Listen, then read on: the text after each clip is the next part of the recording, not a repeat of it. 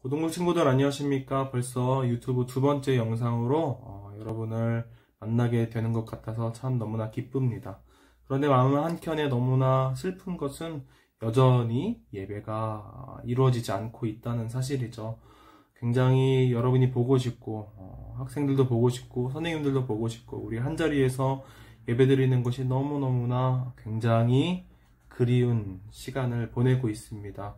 빨리 예배가 회복되어서 우리 교회에서 같이 즐겁게 찬양할 수 있기를, 예배를 드릴 수 있기를 원하고, 또 여러분도 학교 가서 친구들 보고 싶죠? 친구들이랑 즐겁게 학창 생활을 보낼 수 있기를, 그 시간이 빨리 올 수 있기를 소망합니다. 아멘이시죠? 아멘, 아멘. 여러분, 이 사순절 기간에 제가 말씀을 계속 보내드리고 있죠. 이 말씀, 여러분, 이 사순절 기간에 예수님이 십자가의 길을 하나하나씩 묵상하고 있는데 굉장히 새로운 장면들도 여러분에게 많이 있을 것 같고, 또 원래 알고 있었지만 굉장히 새롭게 느껴지는 장면도 많이 있는 것 같습니다. 그렇죠? 우리 이 사순절 기간의 말씀을 잘 묵상할 수 있기를 소망합니다. 오늘 읽을 말씀은요, 시편 121편이에요. 제가 처음부터 1절부터 8절까지 제가 쭉 읽어드리겠습니다. 내가 산을 향하여 눈을 들리라. 나의 도움이 어디서 올꼬? 나의 도움이 천지를 지으신 여호와에게서로다. 여호와께서 너를 실족지 않게 하시며 너를 지키시는 자가 졸지 아니하시리로다. 이스라엘을 지키시는 자는 졸지도 아니하시고 주무시지도 아니하시리로다. 여호와는 너를 지키시는 자라. 여호와께서 내 우편에 내 그늘이 되시나니 낮에 해가 너를 상치 아니하며 밤의 달도 너를 해치 아니하리로다. 여호와께서 너를 지켜 모든 환난을 면케 하시며 또 내 영혼을 지키시리로다. 여호와께서 너의 출입을 지금부터 영원까지 지키시리로다. 아멘. 여러분, 이 시편 121편 말씀을 다시 한 번 더 묵상할 수 있기를 소망합니다. 이 시편 말씀을 읽고 오세요. 잠깐 정지 눌러놓고. 자, 이 말씀을 다 읽은 여러분, 이 말씀에 나오는 이 상황을 여러분 마음속에 그려볼 수 있기를 소망합니다. 어떤 그림이 그려지시나요? 굉장히, 제가 처음에 이 말씀을 듣고 읽으면서 마음속에 그렸던 첫 번째 장면은 마치 이런 장면이었습니다. 뭔가 이렇게 장엄한 느낌이 들고 멋있는 느낌이 드는 그런 말씀 같아 보였던 것이죠. 내가 어두운 산을 배경으로 한 그 샛노란 노을이 천천히 지는 모습을 우리가 눈을 들어서 딱 바라볼 때 하나님의 도움이 저 장엄하고 멋있는 산 가운데서 묵직하게 내려올 것만 같은, 마치 하나님의 도움이 그런 모습일 것만 같은 생각이, 그런 모습일 것만 같은 느낌이 저는 들었습니다. 그렇죠. 내가 산을 향하여 눈을 들리라. 나의 도움이 왠지 저 산에서 내려올 것만 같은 생각이 처음에는 그렇게 들었던 것이죠. 근데 이 말씀을 읽어보면은 이 말씀은 절대 그런 뜻이 아니라는 사실이죠. 시편 저자가 이 산을, 노을이 지는 저 산을 바라보면서 깨달은 것은 저 산으로부터 도움이 나온다고 하지 않는다는 것이죠. 산은요, 정반대의 뜻을 가지고 있습니다. 오히려 산은 위험의 원천입니다. 실제로 다윗이 살았던 그 예루살렘은 산으로 둘러싸여 있었어요. 근데 이 산이 다른 적들에게 굉장히 보호막이 되기도 하죠. 그런데 어떻게 반대로 생각해 보면은 저 산 너머에 어떤 공격, 어떤 존재가 보이는지 완벽하게 알 수 없는 것이죠. 그렇기 때문에 저 산 너머의 어떤 존재에 대해서 두려움을 항상 가질 수도 있었다는 것이 바로 예루살렘이 가지고 있었던 어떻게 보면 굉장히 큰 약점이었던 것이죠. 언제 다른 나라들이 우리를 공격해 올까? 노심초사한 마음이 항상 있었다는 얘기입니다. 그렇다면 내가 산을 향하여 눈을 든다는 뜻은 어떤 뜻입니까? 내 안에 있는 두려움과 어두움, 해결하지 못하는 그 어려움을 내가 바라보는 것, 바로 이것이 내가 산을 향하여 눈을 든다는 뜻을 가진다는 것이죠. 이런 어려움을 보니까 내 입에서 자연스럽게 튀어나오는 그런 말이 있는 것이죠. 내가 이 산과 같은 커다란 어려움을 봅니다. 이것이 도대체 내가 어떻게 해결해야 될지 모르겠습니다. 하나님, 이거 어떻게 해결하죠? 저에게서의 도움은 도대체 어디서 오는 것입니까? 탄식하고 있는 것이죠. 바로 이게 지금 121편 1절에 나오는 그런 말씀입니다. 그러자 2절에 바로 답이 나오죠. 2절이 뭐라고 얘기하고 있습니까? 나의 도움이 천지를 지으신 여호와에게서로다 라고 얘기를 하고 있는 것이죠. 이 산 같은 어려움을 해결해 주실 수 있는 분은 오직 누구밖에 없다? 천지를 지으신, 저 산도 직접 만드신 여호와 하나님만이 우리의 어려움을 해결해 줄 수 있다고 말하는 것입니다.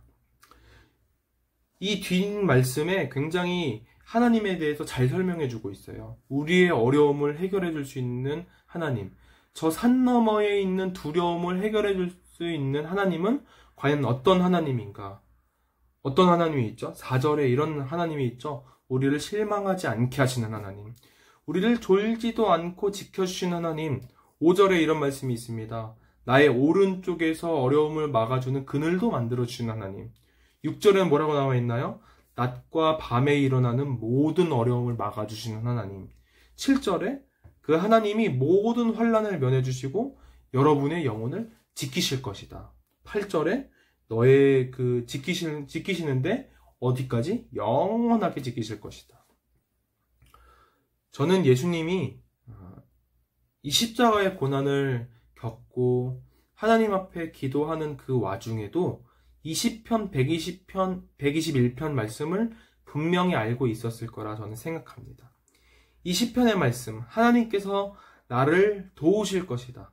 지금까지 나와 함께 계셨던 하나님의 인도하심이 내가 내 눈으로 보는 이 산이라는 도저히 해결할 수 없는 어려움에 봉착해 있을 때도 분명히 하나님의 도우심은 있을 것이다.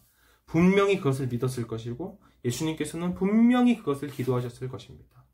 그렇다면 예수님 앞에 펼쳐진 산, 예수님이 도저히 뛰어넘을 수 없는 것처럼 보이는 그 산은 어떤 것이 있습니까? 바로 그 십자가의 길인 것이죠. 우리가 계속 묵상하고 있는 예수님의 십자가의 길입니다. 여러분 아주 짧게 지금 5일 동안 봤지만 그 예수님이 걸어가야만 하는 그 십자가의 길은 굉장히 험난한 길이었습니다. 매우 험난한 길이었어요. 예수님이 이 세상 가운데 오셔서 하셔야 될 일이 무엇이 있었죠? 예수님은 하나님의 부르심에 따라 자신이 이 세상 가운데서 이 세상 사람들에게 하나님의 나라가 어떤 것인지 알려줘야만 했습니다. 그게 바로 십자가의 길이었던 것이죠. 그런데 그 십자가의 길이 쫙 펼쳐진 것이 아니라 하나님께서 예수님을 보내셨기 때문에 당연히 나의 아들은 이렇게 잘 지내야 돼 하면서 쭉 좋은 길을 펼쳐주신 것이 아니라 예수님이 가서 보니까 그 길에 엄청난 십자가의 길보다 더 힘든 것처럼 보이는 핍박이 있었던 것이죠. 그리고 우리가 너무나 잘 알듯이 이 사역의 끝, 이 핍박의 끝에 어떤 것이 있습니까? 십자가의 죽음이 있었던 것이죠. 그 십자가의 죽음의 어려움은 예수님도 피하고 싶을 정도로 어려운 것이었음을 우리가 말씀으로 읽을 수 있습니다. 죄송합니다. 나중에 나눌 말씀인데 우리가 예수님께서 십자가를 향해 가시기 바로 직전에 겟세마네라는 그 동산에 올라가서 기도한 말씀이 있죠. 제가 읽어드리겠습니다. 마태복음 26장 39절인데요. 이런 말씀이 나와요. 조금 나아가사 얼굴을 땅에 대시고 엎드려 기도하여 가라사대 내 아버지여 만일 할만하시거든 이 잔을 내게서 지나가게 하옵소서. 그러나 나의 원대로 마옵시고 아버지의 원대로 하옵소서 하시고. 마태복음 26장 39절 바로 이런 말씀이 나와 있는데요. 이 39절 말씀을 읽어보면은 저는요 마치 시편 121편의 말씀을 전체적으로 읽는 그런 느낌이 듭니다. 이 잔을 내게서 지나가게 하옵소서. 이것이 무엇입니까? 예수님 앞에 펼쳐진 산이잖아요. 예수님이 해결할 수 없는, 지금 당장 나의 노력과 나의 힘으로 해결할 수 없는 이 산, 이 잔을 내게서 지나가게 하옵소서. 너무너무 어려운 이 상황을 하나님, 저는 어떻게 해야 될지 전혀 모르겠습니다. 그런데 뒤에 뭐라고 얘기하고 있습니까? 그러나 저는 이 산 같은 어려움을 하나님이 원하시는 방법으로 지나가기 원합니다. 바로 시편 121편의 말씀을 되뇌이면서 하나님께 이렇게 기도했던 것이죠. 여러분, 우리의 고백도 바로 이런 모습이어야 할 줄 믿습니다.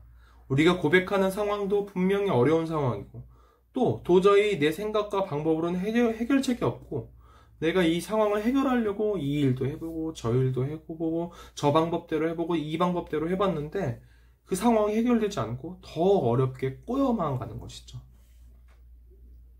그러나 우리가 믿어야 될 것, 우리가 선포해야 될 것, 우리가 결국 마지막 끈을 붙잡아야 될 그 하나님의 모습은 어떤 하나님입니까? 그 하나님이 우리의 곁에 항상 계시고, 하나님은 하나님의 방법으로 우리를 이끌으실 줄 믿습니다. 이 고백이 우리 가운데 꼭 있어야 된다는 사실인 것이죠. 우리는 하나님이 이끌어주시는 이 상황을 믿음으로 받아들이기만 하면 되는 것입니다.